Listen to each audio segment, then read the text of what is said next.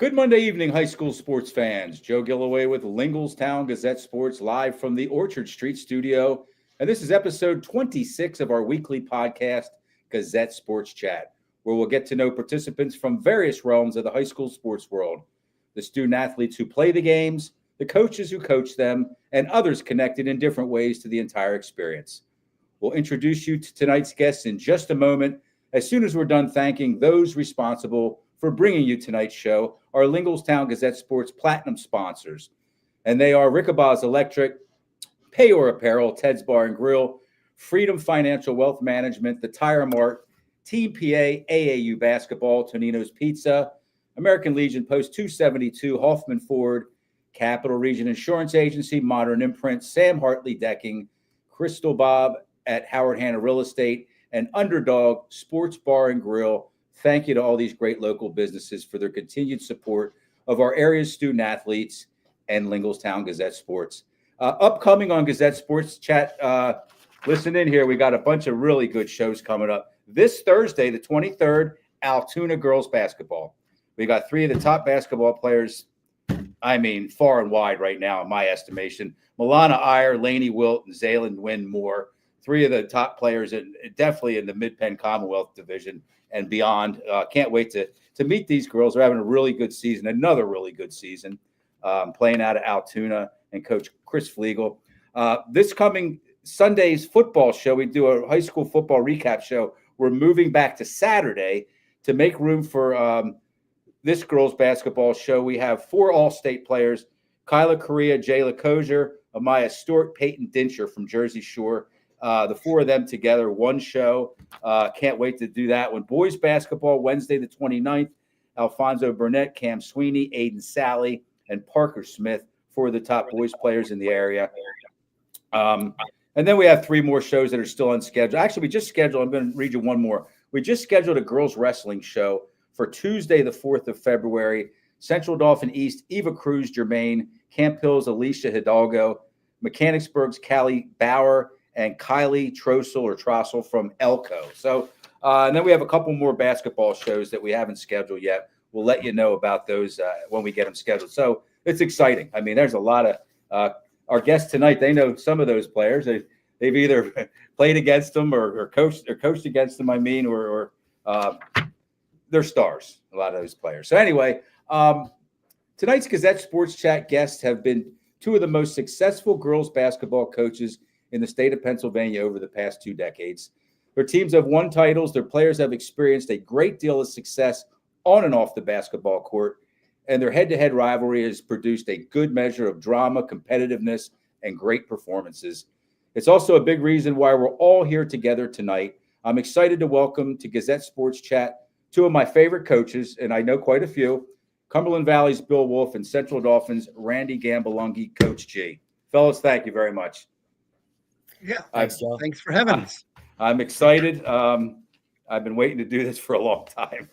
And so let's get started with this. I always ask the players, the athletes, how was practice? Coach G, you said you didn't have practice tonight, right? Today? No, we didn't have practice. We'll be back at it tomorrow. Coach Wolf, did you practice today? Yeah, we did. We're going to go in the morning, but with the snow, we pushed it to this afternoon. And yeah, we had a good practice. Good. And then you guys have Bill, you have Harrisburg. Harrisburg, and then Randy, you have Chambersburg, and then Friday, you guys know you guys play one another Friday, right? Play each other. Yeah. Okay. All right. So let's get started. Let's just talk a little bit about your history with basketball. I know that you guys have known each other for quite a few years, and we'll get into that eventually. But Coach Wolf, how did you first get into basketball? Did you play ball? I know you didn't start coaching at a young age. You started playing first? Yeah, I played in junior high, high school, college. Yeah, so. Where'd you go to college? I started off as a player. Where'd you go to college? Well, I did 2 years at a junior college in Annapolis, Maryland, Anne Arundel Community College. And then I went to the same school as Randy did, Messiah College. I played at Messiah. Okay. And then how did you kind of transition over into coaching? Had you always wanted to be a coach? That's a question I ask. And a lot of times people say, no, I never had it. Wasn't even part of my plan. And next thing you know, they meet someone and. Well, it was not like a burning desire, but it was always something that I was interested in. And I went to college, majored in phys ed. All right. And my first job, I actually was a sub for my first year, but I did part-time teaching at Gettysburg. And what they always try to do with all the phys ed teachers is obviously fill their coaching positions in general. Mm-hmm. So yeah, I ended up starting at Gettysburg. I was the JV coach of girls, my first year coaching. And then it just kind of took off from there. Have you been coaching girls continuously since then?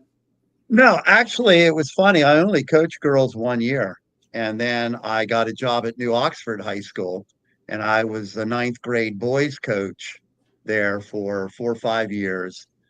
And then I went to grad school for a year, and then got a job at the college level at Missouri Valley College in Marshall, Missouri. And I coached on the boys' side for years. And it was only towards when I say the end of my coaching career, well, right before I came back to the area 20 years ago, that the girls' position opened up at Missouri Valley. And I was on the boys' side as the assistant. And the AD said, would you like to take over the girls' program? And I did. So I coached the girls at the college level. And then, the job at Central Dauphin opened up, but that's kind of another story. Right. But I came back to the area 20 years ago as the girls' coach at Central Dauphin. Okay. And how about you, Coach? And that's G? and ever since the last 20 years, I've been coaching girls. Right. Okay. So, High Coach school. G, I know you had a similar history with coaching as far as coaching girls and boys, but I know. Okay, let me just set this up. I know that you were a baseball player in high school, state champion baseball player, right? Albany. Correct. CBA, Central Christian Brothers Academy In Albany, New York. And did you play basketball? I only played basketball through 8th grade. CBA was a really good sports school, and I was at my generous 5'7". It wasn't quite in the cards, so I was a good baseball player. So I stuck with baseball in high school. Okay, and then you already the spoiler alert. You already said that you went to Messiah also. Yes. Did you go straight to Messiah from high school? No, I actually went to Lemoyne College to play baseball out of high school. Played there for a year. I ended up transferring back home to a community college, Hudson Valley Community College in Troy, New York, and played there. And then transferred to Messiah later on and played there also. And then you decided at what point that you wanted to try to coach basketball? My dad was a baseball coach. So I always thought I'd be a baseball coach. But I decided I didn't want to wear those that outfit at my age. I'm kidding. It's like it turns into a costume, right? It's like a costume when you get to a certain age with the stirrup socks. Exactly. Go ahead. I'm sorry to interrupt. No, so I ended out student teaching in the Harrisburg School District, and I got a job at Melrose Elementary School. That was my second job. And there was a youth league, 5th and 6th grade boys and girls teams, and Melrose didn't have a team. So I started up at Melrose Elementary and coached both the 5th and 6th grade boys and girls teams there. And it was a blast. And I knew at that point, I just wanted to learn as much as I could to be a good basketball coach. So, I bought every video. It's not having a ton of basketball experience. I bought every video, went to clinics. I just wanted to be good at it. And ended up getting a job at Southside Elementary School in the Central Dauphin School District. My alma mater. Yep. And it goes to set, it was crazy because 2 of the 6th grade teachers there one was Greg Goldthorpe, who was the varsity girls basketball coach at CD East. And another was Nick Garante, who at the time was the varsity girls basketball at Central Dauphin. So I was just in heaven talking basketball with these guys who were head coaches. And Greg eventually, both of them asked me to join their staffs, but I lived right by CD East and still do. and decided to join Greg Goldthorpe's staff, and I never looked back. So neither of you kind of arrived here on like a straight line, like you took different paths, and you both had boys and girls. And so, Coach Wolf, you had 5 very successful seasons at Central Dauphin. What made you gravitate over to Cumberland Valley? Well, what happened was it was really a career change. So I was a phys ed teacher at Central Dauphin, and the Cumberland Valley job opened up. But what it was the phys ed department chairperson position. So it was an administrative position. Mm-hmm. And, at this point, I was ready to transition out of the classroom. So the basketball program is very similar. If you take a look throughout the years, I mean, very, very similar in terms of the success. So, yeah, it was just one of those things where, okay, yeah, I want to do this administrative thing. I want to be the chairperson.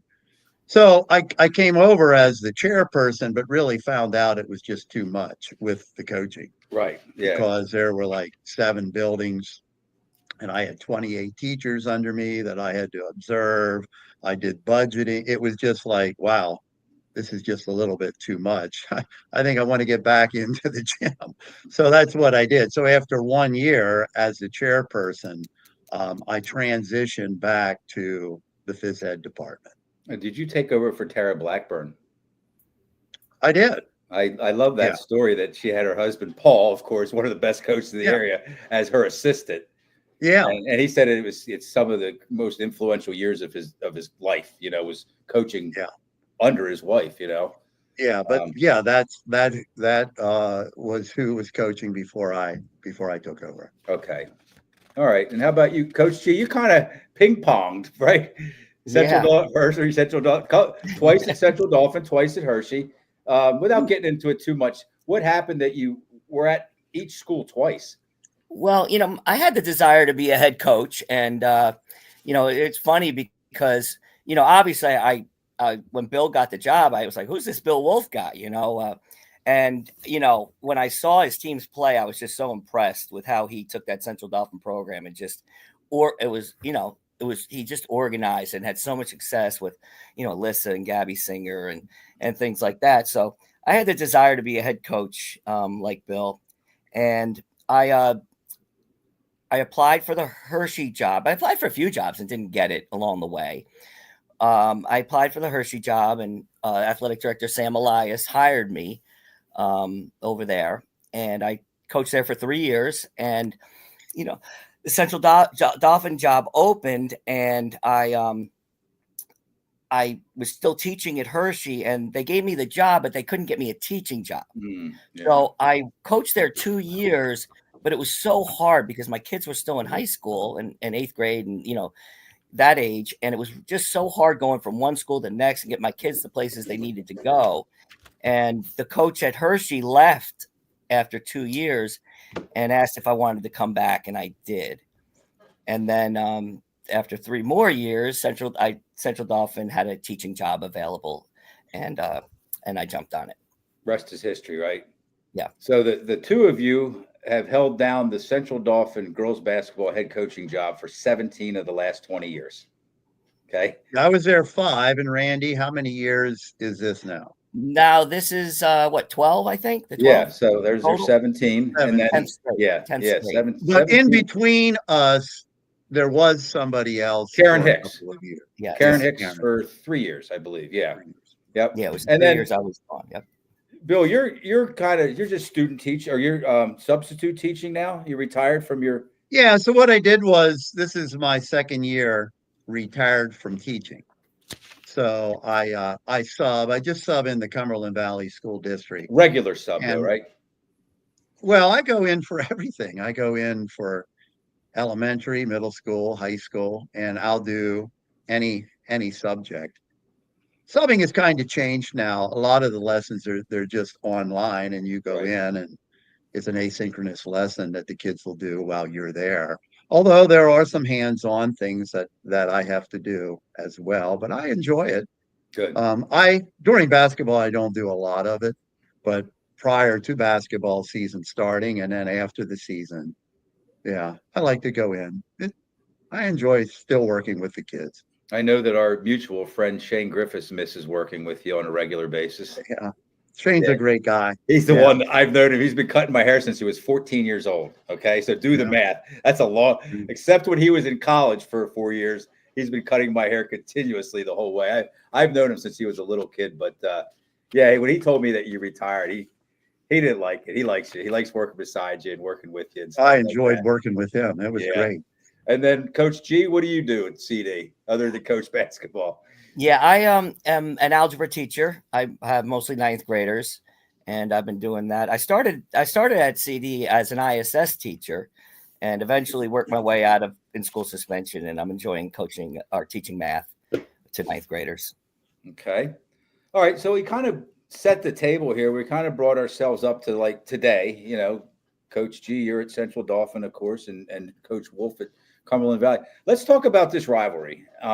I know that the two of you have a great deal of respect for one another. I also know that you both want to win every game that you play against one another.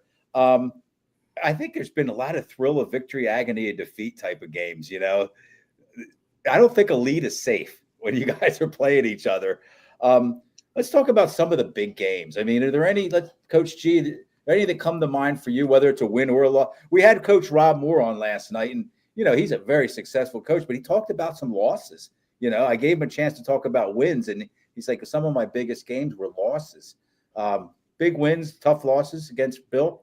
Well, the crazy thing is you can throw the records out the window when Absolutely. we play each other because, there's been games where people would assume we'd win and Cumberland Valley won, and there were games where people assumed the opposite. And I would say the kind of the year that Tori Lesko went coast to coast in my first year back at Central Dauphin was such a big moment there. I was coming into Central Dauphin trying to establish a program, and Tori helped me out a little bit. Yeah. So just to kind of set that up a little bit, you guys had a pretty big lead. I think you had the lead up to 10 or 12 in the second half. And of course, as we just mentioned, Cumberland Valley clawed back, and they took their first lead with less than 3 minutes to play in the fourth quarter. I think you guys got the lead back, and then as she would, Kelly Jaycott made two big free throws that right before Tori went coast to coast. So that was just one of those games. You didn't know what was going to happen until the game was done. And it was in, just so you folks know, the Dome or Dome Gym at Cumberland Valley. In this area, to me, that's the place to play. Milton Hershey too has a great gym, but they don't really have the caliber of games in there. But so that was kind of a thrill of victory game for you. What about an agony of defeat game? Oh, it had to have been let's see, 2 years ago at our place. We had a chance to win the Commonwealth Division, and one of their players hit a 3-pointer kind of at the end. It was a really low-scoring game, and Ashley Burkheimer. Ashley Burkheimer hit that 3, and it was like, that was a tough one to swallow. But like I said, you throw the records out the window, and that was if there is a throw the records out the window game, that really was one. And Jill Jaycott was out too. Yeah. Yeah. Yep, you're right. And there was one other memorable game that year that Tori made that shot. We ended out playing at Milton Hershey in the state quarterfinals, and Cumberland Valley just whooped us. But the funny part was we played with a boys' ball for the first 4 minutes of the game because the officials took the ball out of the wrong rack. Our girls couldn't even hit the side of the rim, yet Jaycott was burying threes, so she must have played with the boys' ball. That's the difference between the Jaycotts and everybody else. Didn't phase her at all. Exactly. So anyway, let me ask Bill the same question. How about a really big win or two against Coach G? Well, probably, the two big games were games that we lost to them in the district championship. So the one would have been 3 years ago? Let me see. Sienna Mans' freshman year. 3 years ago. So it would have been the year before Cedar Cliff won. Yeah, you're right. So, I mean, whenever you lose a district championship, that's that's a tough loss. Yeah. And that was to CD. I think it was Then we lost to him 25-21. then we lost to him in the district championship maybe a couple years before. 17. Is that what it was? 2017, yeah. 17. Yeah. So yeah, I would say like you don't get much bigger than a district championship game. No. And we played them and we lost to them, Yeah. So yeah, so I would say the 2 losses in the district championship game. Yeah, it's hard to you have better memory. Gosh, I can't remember the guy's name, but he's a sports psychologist. He does a lot of golfers. They hire him, and he said we have such better memory with the losses than we do the wins. You're just trying to get rid of them. You go to sleep at night, you go to bed at night, you can't fall asleep, and the wins you just roll over and with a smile on your face. Well, we've had some nice wins over some them, really great wins. Yeah. But yeah, I'm not trying to. Yeah, go I mean, there, but it's so. tough when you're like the district championship is basically the ultimate game unless you're into the state playoffs. And so that's why, I bring that up, even though we Sure. lost, that was a big game and they beat us twice in those games. So, kudos to those guys. And they were close games too. And really up until the fourth quarter in both of those games, it could have went either way. Absolutely. How about Randy talked about his first year, 15-16. Randy, you beat him twice in the regular season, and he got you twice in the postseason. Yeah, I remember the game at Hershey. Oh, We played at Hershey in the quarterfinals, and Right. it was a close game. It was a. I think they had a lead and we closed it, but they hung on. And then at Milton Hershey in the quarterfinals, they got us pretty good. they were clicking on all cylinders that night. Yeah. Okay, So so go ahead. What year was that? 15-16, right? Oh, it's 16, yeah. Yeah. And that was in the districts, right? We were Yeah. talking about the states though, where it was like 50. Oh, the state game, yeah. Yeah, you beat us in the district quarterfinals at That's Hershey. right. Because Yeah. we did win districts that year, but then Milton Yeah. Hershey we played, in Mhm. the states. That's correct. Yeah. So you got them going at the right time, Bill. So let's talk about some of the players that and I'm only going to. I know I'm leaving a bunch out, but for Coach Wolf, what's it like coaching players like the Falconers, Jackie and Jen, of course, all 4 of the Jaycotts, Alyssa Thomas. When you have players like that on your roster, I mean, do things change at all? Do you have kind of a safety valve or somebody that's going to be able to do some things for you that most other players aren't? But when you have players like that, they do a lot to help you look good, Right. So, so I've been blessed with some really good players. So, And I'm thankful. And, all those kids that you mentioned too, they were really good, but Right. they were also very level-headed. They Right. were about the team. Smart players. They worked hard. They were very easy to coach. And Right. you have kids like that and the other kids on the team see how good they are. And the example that they set, it just made it easy for me as a coach. So Great answer. And you did get 4 shout outs. I had the Jaycotts, all 4 of the Jaycotts on this same show a couple weeks ago. okay. I allow whenever I have the student athletes, so I don't want to call them kids anymore because they're all young women, but I allow them to do shout outs at the end of the show. And they all gave Coach Bill Wolf a shout out. So, Great family. Yeah. Great kids, Okay. So Coach I G, enjoyed coaching all of them. I'm sure you did. I loved watching them too. I'm just going to throw out, I think for me, the 3 kind of natural, Tori Lesko, Sam Gress, and Caroline Shirey. And again, I know I'm leaving a bunch out. What was it like coaching those three players or players of that caliber? Yeah, the first thing is like Bill said, they were team first. They took a lot on their shoulders, which was amazing. They when they played well, it was they were happy for the team, and when they played poorly, they took it on themselves. And they just had such a desire to be good, and it's evident they're all 3 of them are 1,000-point scorers, and but they were great teammates too. Everybody loved them and respected them. What about, and Coach G, you and I have had this discussion before. What about those players that don't come in like with too much hype, too much. The expectations aren't quite there, but they just buy in and they play so hard and they develop high IQ and they want to win for their teammates and for you. Name a player or two that fits that mold, because you've had some. Oh, You've had some that you goodness, probably geez. didn't think when they were in 9th or 10th grade, like, this girl's going to help me win a district championship, and then they end up doing that. Yeah, and like Bill said, it's you can't win with just a star. You have to have those players that buy in and are willing to take a little bit of a role. That we want to win basketball games, and they were so coachable and willing to accept their role, whether it be as a defender, whether it be as a point guard, whatever that role might be. And we've had players that a couple stick out from the first couple teams where, boy, I hate throwing names out because I know I'm going to forget so many people. But the first district title, I put Faith St. Clair, Grace Long, Carol Weber, Nadia Romanchuk. Those girls were just, they allowed Sam to be Sam and do everything they could do to help the team win.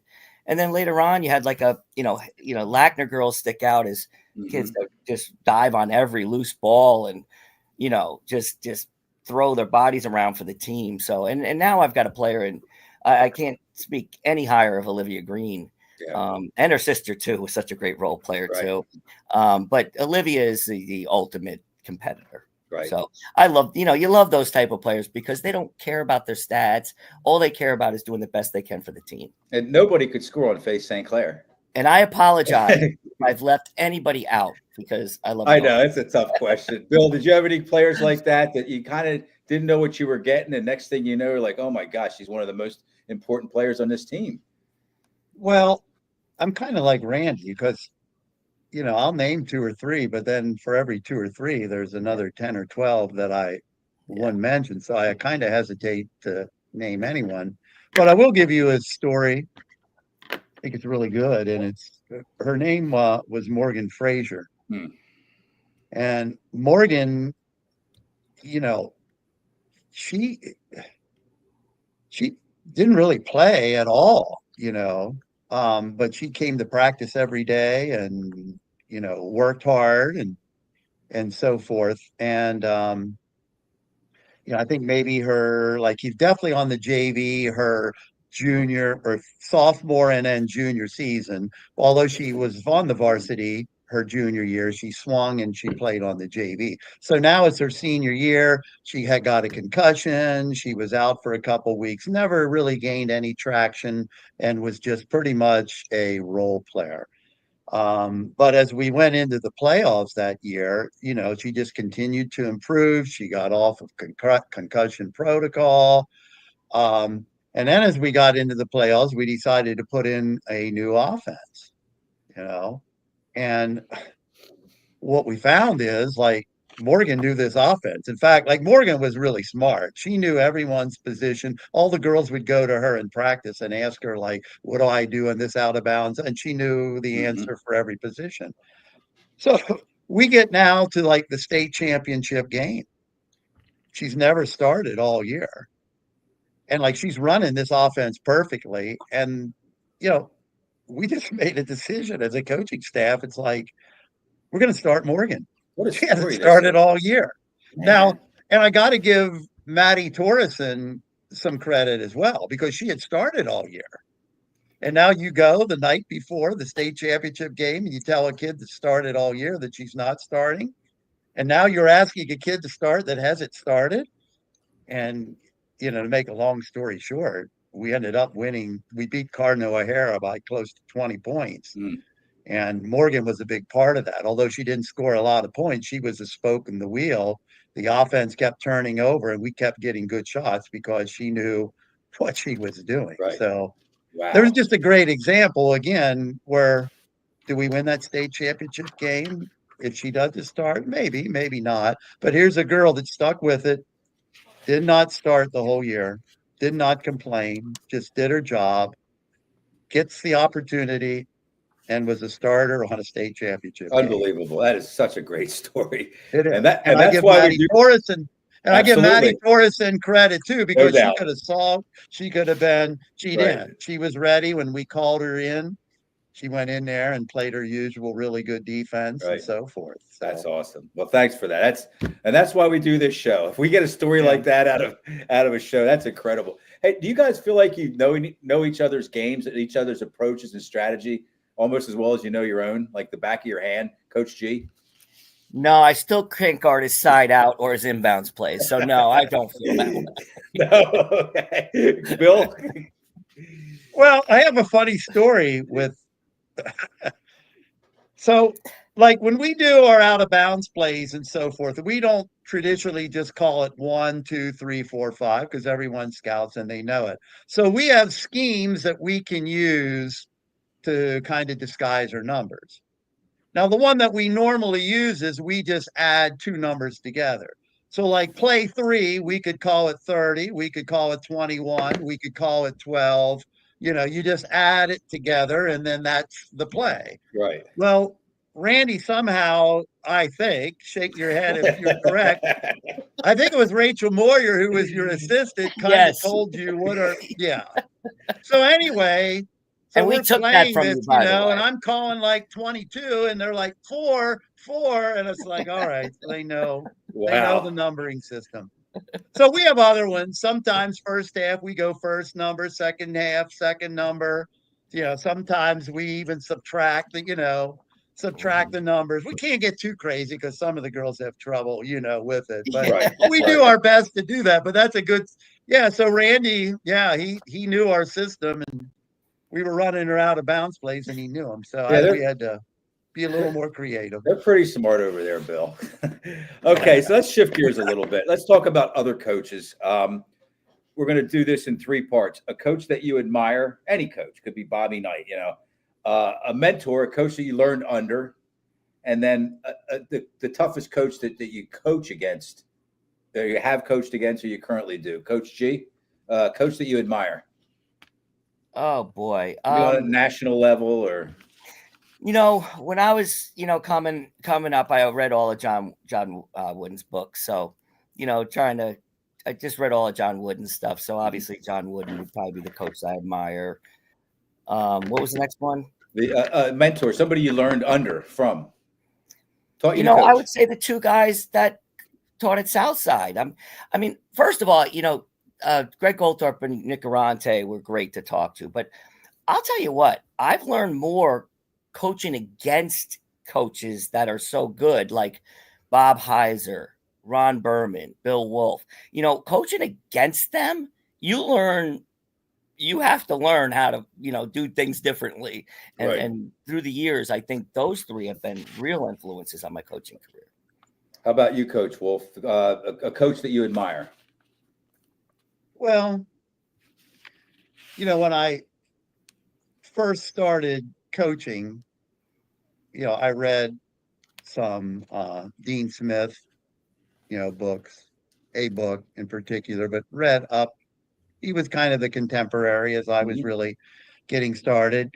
Coach K, I've read a couple of his books.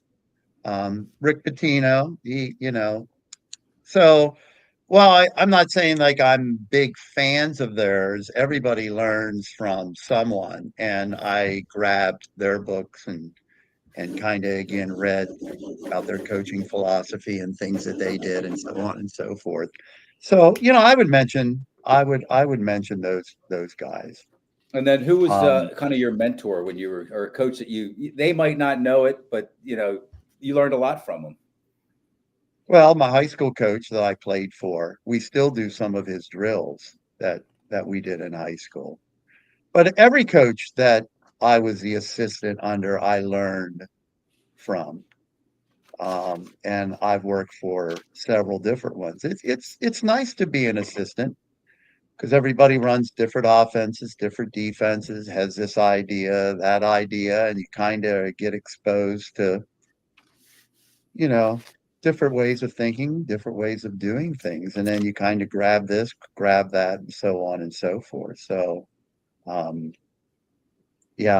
could mention some of my, Dave Froman at Dickinson, Tom Pfeiffer at Missouri Valley, Actually, I don't know if you realize, you said you had Rob Moore on last night? I did, yeah. From Rob Naperville. Moore. No, Rob Moore he's a boys coach, Constitution.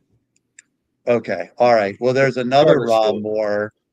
Another Rob Moore that coached basketball for Bermudian and Biggerville. And Rob and I coached together at New Oxford. Him and I coached together, and I got some things off of Rob. He's a good coach too. So I think, Great guy, like great Randy guy. will say, we all steal from each other. We watch tapes, we see this, we see that, So You know, there's not much original stuff out there. No, There's not. I heard John Calipari. He was on Jim Rome one time, this years ago, and he said we had a really big game. He said we had like 3 or 4 days off leading up to this game, so we practiced like crazy. We thought we had the best game plan, and we get in there and we're down by like 15 at halftime. He said we saw what they were doing, we just couldn't stop it. It was whatever their approach was, whatever their game plan was. It was really good. So he tells his guys at halftime, he goes, "We figured out what they're doing to beat us. We're going to do the same thing back." He said 4 days of preparation went out the window. He said, "We're just going to give it right back to them." I don't know what it was, but it was just so interesting because he said, that guy came up with a better plan. We ended up using it. I don't know if they won the game or not, but he said it worked a lot better than what they showed up with. Yeah. So let's go inside the numbers here. All right. I did a little bit of research. You guys are gonna have to brace yourself for this. We're gonna talk about some head-to-head stuff, but first we'll talk about just what you've accomplished overall.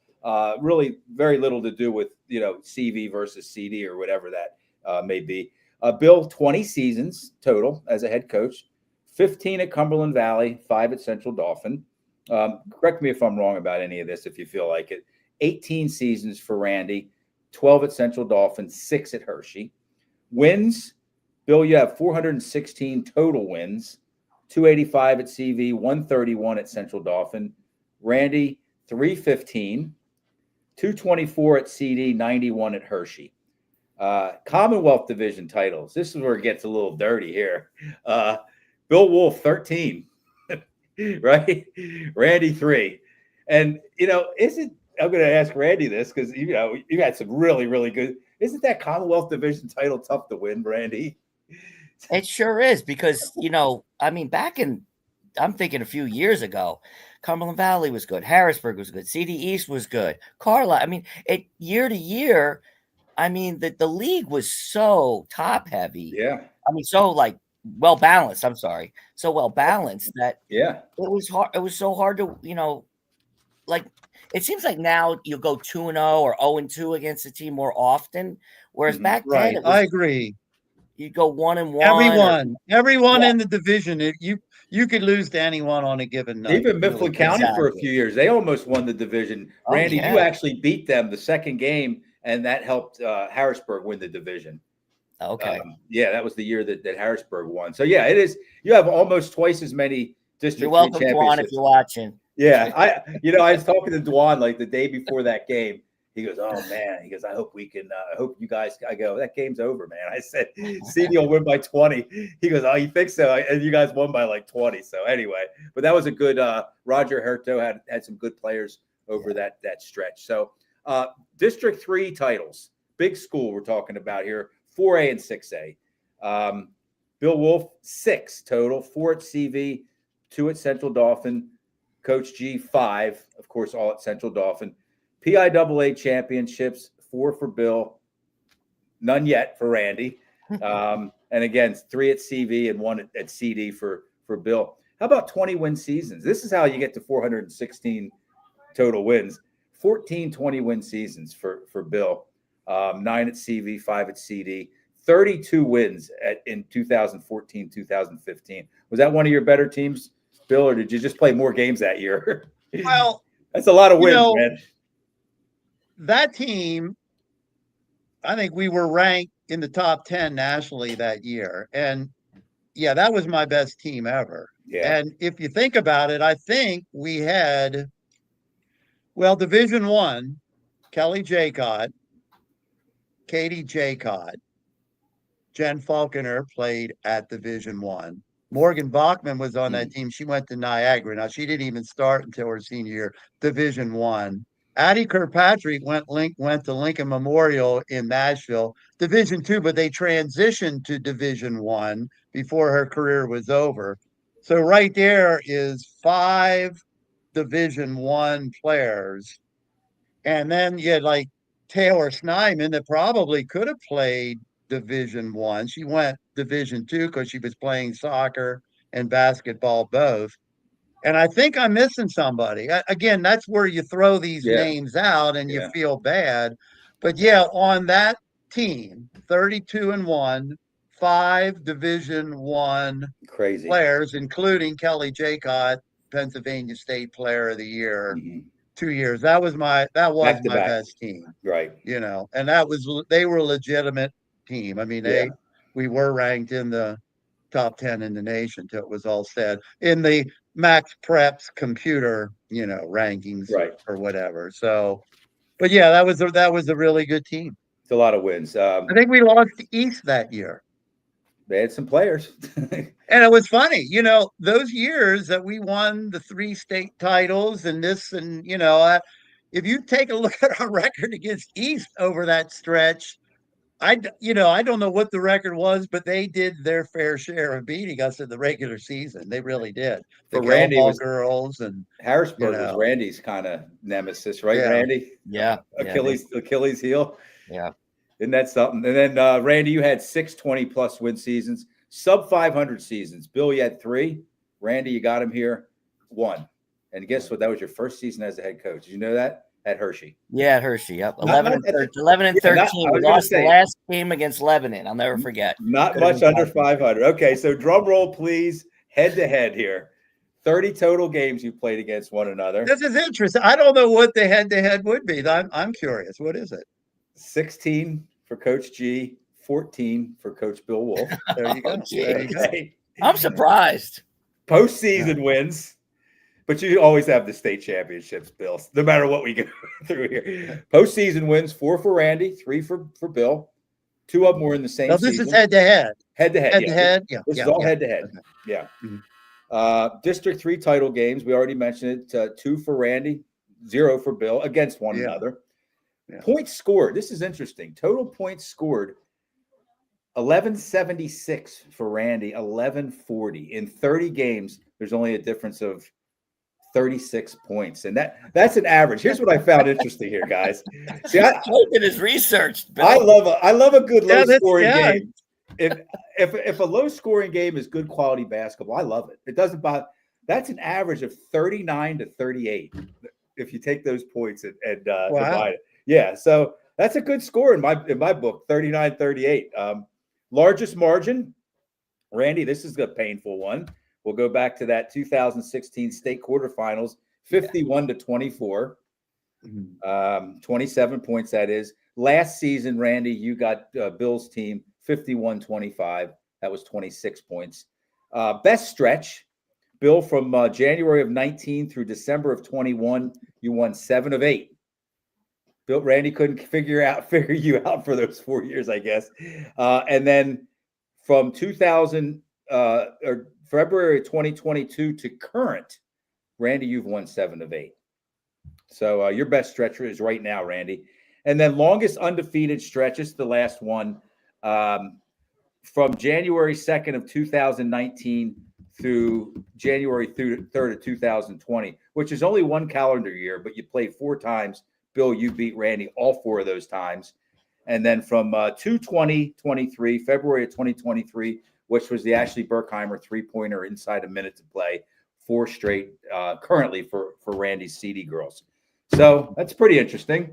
I enjoyed reading about it. Everything's so close, everything is so darn close. And when I figured the points out, I'm like, man, that says it all right there, Yeah. because the blowouts are kind of equal and they're very few. There wasn't many, there were a lot of 29. I find the 39-38 the most interesting because I love that. I love we it. just honestly, I'm like, are we ever going to score against this team? Right. We're possession after possession, empty. Well, I've always called Bill the best teacher of man-to-man defense in the state, and I still think that. So let's do this. We're still going to stay inside the numbers, and then we're gonna let you guys go soon. But I found this stuff interesting too. I guess as long as I find it interesting, right? But this is stuff. No, you this guys is might- interesting. I think good, you'll enjoy Joe. this too. Let's go to Bill's. Let's say your shining moments. Your best accomplishments were state championships, obviously. You have, and these are big school state championships, which were at the time all 4A. The winningest coaches in PIAA history. Number one, does anybody who number one is? It's not Bill Wolf. It's the guy from Lancaster Catholic. Is there? No, what about the guy from big school? Big school. We're talking big school, not Allentown Central Catholic. He would beat everybody, but right. He was, okay, all right, big school. No, I don't know. Bob Schnorr from Downingtown. Yeah, from Downingtown. Yeah, it was just Downingtown back then, I think. And then when they split, it turned into East. He had 5 in 12 years from 87 through 98. Next coach, I'm sorry, Bill Wolf, Central Dauphin and Cumberland Valley, 4 total and 3 straight in 2014, 15, and 16. So that's the second most successful girls high school basketball coach in the history of this state, right there. Well, let me throw in someone. Dory Oldecker. We're getting to her. She's up Valley. Mount Lebanon. They won 3 in a row. She is going to be right after the next guy, Art Taneyhill from Altoona. Altoona, he won 4 in 11 years between 86 and 96. So we have Bob Schnorr with 5, Bill Wolf and Art Taneyhill with 4 each, Dory Oldecker from Mount Lebanon, who knocked Randy out a few years ago in the state semifinals to go on, and she ended up losing that year. That was the last year she retired, but she won 3 straight. Yeah, you're right. In 09, 10, and 11. So just some real heavy hitter coaches there. So you're in real good company there, Bill, and just well done over the years. And then we'll talk about Randy's shining moments. Go ahead. I'm sorry. Gonna say, like I said, I give the credit to the girls. I've had some really good girls, that played for me. So yeah, I think everything kind of has to line up. I mean, great players without a good coach, and I'm not saying that because I have you guys here. You don't really get as much accomplished. A great coach without great players don't really get that much accomplished. You really have to hope that the stars are in a line. And I think coaches get too much credit when they win, and they get too much of the blame when they lose. I mean, think about that statement. I do too. There is a lot of truth to it. Yep. That they get probably too much credit when they win, but they're getting too much of the blame when they lose. Yeah. A lot of it comes down to the players. Now, as coaches, we need to do the right thing. We need to have the gyms open and put the time in and, do our homework and so on and so forth. And, that's what successful coaches do, but you do need players. Absolutely. So for Coach Randy Gambelunghe, your shining moments are 5 District 3 big schools. Let's call it 6A because they have all been 6A championships in the last 8 years. It's a heck of a number there. That's really getting a lot done in a short amount of time. And I did the same here for District 3 championships. These are PIAA District 3 big school, which would have been 3A from 73 to 83, 4A from 84 to 2016, and then 5A from 17 to current. Number 1, it's a tie. Bill Wolf with 6, Cumberland Valley and Central Dauphin in 13 seasons. And then a gentleman by the name of Lee Bossert. Are you guys familiar with Coach Bossert? No, I'm not. No. JP McCaskey.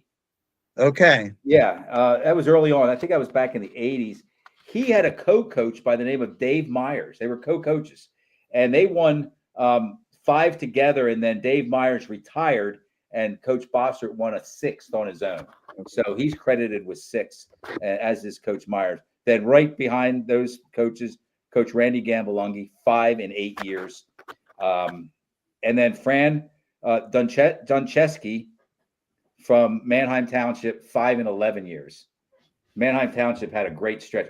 He won 4 and 5 years too. So that was a great stretch. So you guys are in some, rare air, some elite company there, statewide. That's interesting. And district-wide. Pretty cool. Yeah.